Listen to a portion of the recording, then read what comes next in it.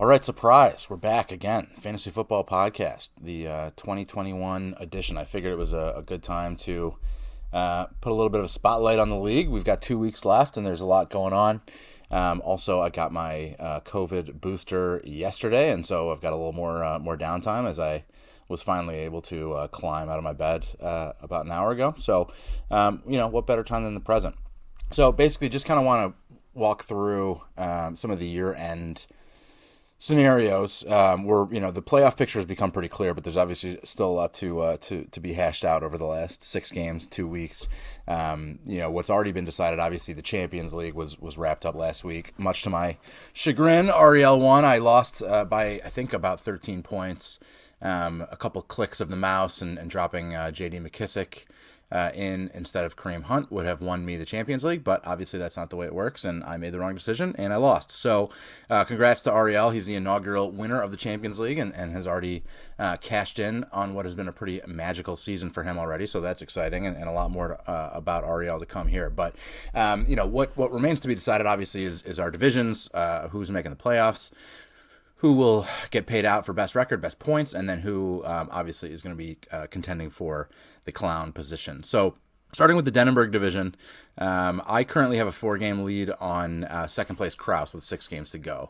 I could have clinched the division this last week with a few wins, but went 0-3 and had a pretty miserable week, and so as a result, I am not quite there yet. So Kraus and I don't play each other down the stretch, which is kind of an interesting wrinkle. It's probably something that would not have happened under the supervision of the Jay Plotzker Schedule Makers Incorporated, but this is where we find ourselves. We do, however, both play Ariel, Smith, and Carlson down the stretch, so there are some common opponents, and things could get interesting depending on how those teams play. So basically, my magic number against Kraus is 2 to clinch the division. It's something I hope I can do this weekend, but after the way my team played last week, I don't know. Nothing is guaranteed at this point. So Oaks is in third. Oaks would need to go 6-0, while I go 0-6, and then Kraus goes 3-3 or worse.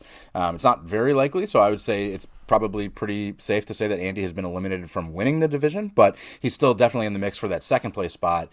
If anyone needs a refresher, basically the way our playoffs are working this year is your division winners, first place teams by record, get first round byes in the playoffs. The second place team by record, by wins, makes the playoffs automatically, but does not get a bye. And then the final 2 playoff teams are the next highest scoring by points, so not necessarily the 2 third place teams. It could be a third and a fourth place team from one division, and only 2 teams make it from the other division. So Oaks is, as I said, he's still in the mix for second place in the Denenberg division.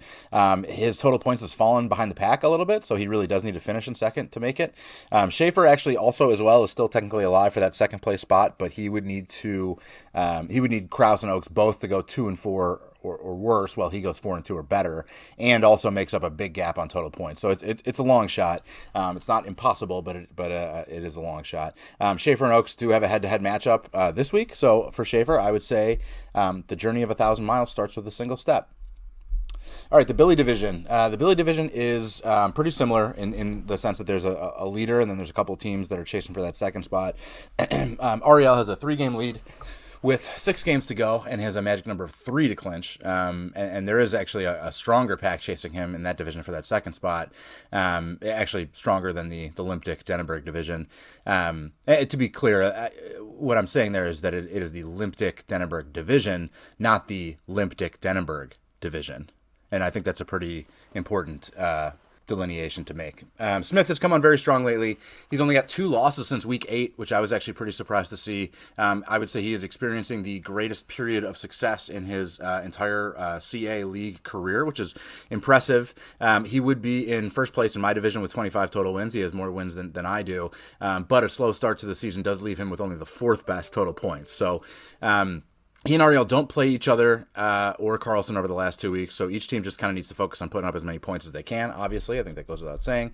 Ariel has a ton of momentum coming off the Champions League victory and a weekly high points win, but the fight for first place is still going to probably head into week 14, where Ariel will have a full complement of players, but Smith will be missing his second best receiver, Devontae Smith, on a bye week, and more on those week 14 buys later, because they are going to play a role for sure. Carlson had been pushing Ariel for the division, but he has had 2 absolutely terrible weeks out of his last 3, and he now trails the division by 4 games. He does have a significant total points edge on Smith, and he would win any tiebreak situation. So nothing has been decided there yet for sure. There's still obviously a lot that they can figure out. So for the wild cards, as I had mentioned, the first and second place teams for each division make the playoffs, and then the 5th and 6th spots go to the next highest scoring teams. Right now, it looks like myself and Ariel are in the driver's seats for first place in our division. Kraus has a very strong chance at second in the Denenberg division, and then Smith and Carlson are going to be duking it out for second place in a battle of wins versus points. I would say, regardless, it seems likely that both Smith and Carlson would end up making the playoffs based on their amount of points versus the next set of contenders, Schaefer and Billy. And Oaks as well, I guess he's throwing that mix. But Schaefer has 17 wins. He still has a prayer for that second place in the Denenberg division, while Billy is 1 game away from being mathematically eliminated from a first or second place finish.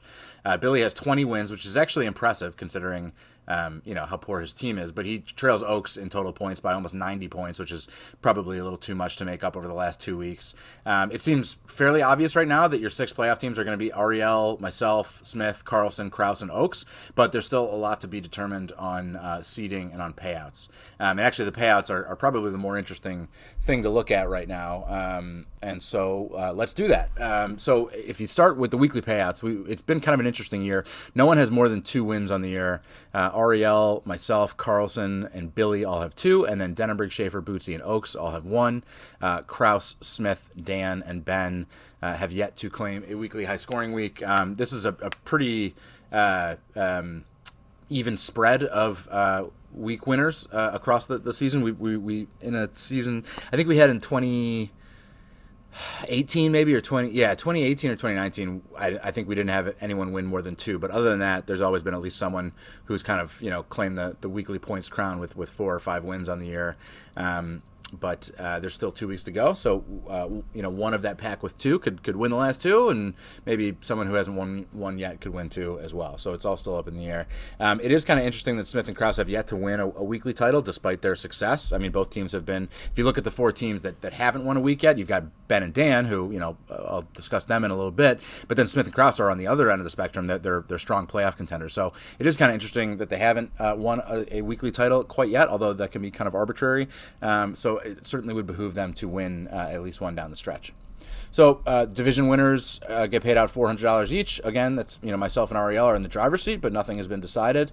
And then one of the 2 big payouts we have is top regular season points, and this is going to be kind of interesting because if you look at the 6 teams that lead, starting at the bottom, Oaks is at 1,430 points, Kraus is at 1,454, and then Smith is at 1,459. So those 3 are bunched kind of tightly, but then there's a pretty significant gap from 4th Smith to 3rd myself, and then me, Carlson, and Ariel are kind of bunched tightly at the top. So I have 1,532 points, Carlson has 1,539, so we're virtually tied, and then Ariel has 1,565. So he has a lead of about 26 points over the second place team, which 26 is better than nothing, obviously, but I think I had a 24-point lead or something like that in the Champions League, and didn't turn out so hot for me. So, that's not an insurmountable amount of points.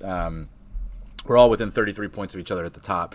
This is an interesting payout because there's nothing for second place. It's only that top winner. So, Smith, I mentioned, had been coming on strong, but he's got 106 points to make up over 2 weeks. So it's probably going to be too much. And then the same is true about Kraus and Oaks. Really the biggest factor here, and this is unfortunate for me, is going to be bye weeks because because of the extended season, there's still going to be players that are missing a week. And so I would say the most impactful to the league in general, and obviously to myself, is Jonathan Taylor, who has a week 14 bye. It's unfortunate. Obviously, I'm excited for him to rest up and be sharp for the fantasy playoffs, but losing his weekly 100 yards and touchdown doesn't really bode well for my chances to claim the total points crown. Damian Harris is also on bye that week. Damian Harris is not that great, but he is a decent option, and I won't have 2 of my running backs, which is not great. So Carlson actually also gets hurt by a late bye. Jalen Hurts is missing week 14. Hurts has been iffy a little bit, but for the most part for fantasy has been great. Carlson's 3rd quarterback is Tyrod Taylor. He stinks, and he might not even be the starter in week 14 if he keeps playing that poorly. So things could get kind of hairy there for Carlson. I would say, if you had to bet right now, obviously you'd put money on Ariel. Not only does he have a lead, but all of his players have a bye. And then I think over the last 2 weeks, both Travis Kelce and Tyreek Hill have some pretty tasty matchups. So I would say it's his to lose, but stranger things have happened. The probably most competitive thing we should all keep our eyes on, maybe not all of us, because I'm sure there's some of you that are butthurt and don't care. But I would say from a competitive money earning standpoint, the payouts for best record is going to be the most interesting thing down the stretch because, Ariel, he's got 28 wins. Smith has 25. Carlson and I are tied at 24. And then Kraus and Billy both have 20. So that means Kraus and Billy, they can't win the top spot, but they are still mathematically alive for second and third. I still play Smith and Carlson head to head. So, and then Smith and Carlson play each other this week. So I play both Smith and Carlson in week 14. Those three matchups are basically going to decide the payouts here, which is kind of interesting. I'm hurt by that week 14 Jonathan Taylor bye, but obviously I feel like I do have a pretty strong roster otherwise, and anything can happen. So should be interesting. It does appear, unfortunately for the rest of us, that Ariel is shaping up for a profitable December. So that's it for the most part as far as the coverage on the divisions and the payouts. Obviously, there is still one postseason recognition piece that demands attention, and that is the clown. Dan was eliminated from clown conversation last week, and Bootsy has not been mathematically eliminated yet, but he does have a 5-game edge with 6 to go, and so he should probably escape Coulrophobia this coming weekend. I think that means, and we've seen this coming now for a while, that the Clown Bowl is going to be Denenberg versus Ben. And one sort of wonders at this point, when do we just kind of rename this thing the Ben Boris Annual Clown Bowl? Ben, has become a fixture in the Clown Bowl, if not for anything, for his ability to win the game, which is shocking. But Ben and Denenberg will be playing in the Clown Bowl. D had a pretty special week this last week. He picked up 3 wins on Ben, which is huge for handicap purposes. He's still looking at a 20-point handicap in the Week 18 Classic. Both teams have a relatively tough schedule to close out the slate. The key difference is Denenberg's Week 14 matchup against Ariel. Denenberg's team really has gotten better, though, so I would expect him to be giving Ben probably no more than 10 points in the Clown Bowl. So good luck, gentlemen. The old frozen rosters are going to get you this year, especially with the extra week. It's going to be interesting to see. I haven't looked at the matchups. I haven't looked at who has who in Week 18, but I think I speak for everyone when I say we can't wait. This is the end of the podcast. I normally at this time I would open up the old mailbag and answer some questions from the league. And I thought, what's better than the old mailbag? It's the really, really old mailbag. And so I actually pulled some pretty solid questions from years past. The majority of these I think are from like 2012, 2013, 2014. So it's been some time. And some of these I thought were certainly worth sharing. So the first says, "Twinkle, twinkle, Mr. Bauer, and greetings from the top. Do you think NFL teams would benefit from adopting a strategy from old Twinkle's playbook? Imagine, if you will, a sideline of nothing but big-titted porn star cheerleaders. The Chargers would be stacked. Would this work to the team's advantage or disadvantage? Please explain. Keep on twinkling." Twinkle, twinkle. A lot of twinkling going on there. It's an insane question. There's no answer here. I don't really even fully understand, even given the benefit of hindsight here all these years later. I don't really understand what he's asking. I would say that this type of question does give some insight into what's went so terribly wrong with his participation in the league. Next question. I am in a fantasy basketball league with Andrew and his dad. The league has existed for like 300 years. The other night at the draft, they were telling stories about the guy who bids $97 on David Robinson in like 1994. What will be the story from our first 5 years that we tell at our draft 20 years from now? Keeping in line with that, the league still does all lineup changes via email rather than just doing it through the website. What traditions do you see us maintaining despite technology rendering these processes obsolete? Sincerely, Brian Deutsch. So, I wanted to read this one. I think it's pretty ironic that Brian would ask this question because really, I think, we can all agree the story from our first 5 years that we'll be telling in 20 years is how he cheated and quit the league with his brother and didn't pay his due and tried his best to sabotage this long-standing fantasy league. So I don't know. Hopefully he hasn't run into the same fate in the David Robinson Memorial Fantasy Basketball League. But I found that question to be pretty funny. The question was this is from 2012. So I believe we're still using. I think we were still using Yahoo at the time. little did he know how bad the website was actually going to get with the introduction of CBS. I think we have automated some of the league processes through Google Sheets, and we have our, draft trackers and stuff that Bootsy does that makes me feel like it's automated, but it's actually just him doing it. I would say, over the past year, we've learned there's no replacement for good old-fashioned elbow grease. But one thought, definitely the best technological invention to be introduced to the league has got to be GroupMe, because now we can use technology instead of seeing or speaking with each other in person, which is key. It's big, especially for Smith, obviously, who I'm convinced actually just hires a South Korean teenager to write his messages for him. To demonstrate the next question, and speaking of Smith, this is from the man himself. To demonstrate my intellectual range, I am offering two questions. One, what is the best single item in the world of fast food? For me, it starts and ends with Taco Bell's Cheesy Gordita Crunch. Two, seeing Radiz and Christina dance to some awful country song at their wedding made me wonder, what would be the most inappropriate song for a couple's first dance? My initial thoughts were Rape Me by Nirvana or Girl, You'll Be a Woman Soon by Neil Diamond. Bonus song, Jungle Love by Morris Day and the Time for an interracial marriage. These are great questions from Smith. I can always count on him to think outside the box. I would say the CGC is a classic, no doubt. It's possible Taco Bell has removed and added it back to their menu a number of times since this was written. It's a great one. Obviously the Popeyes chicken sandwich didn't exist when this email was written, so I would say that's certainly a contender.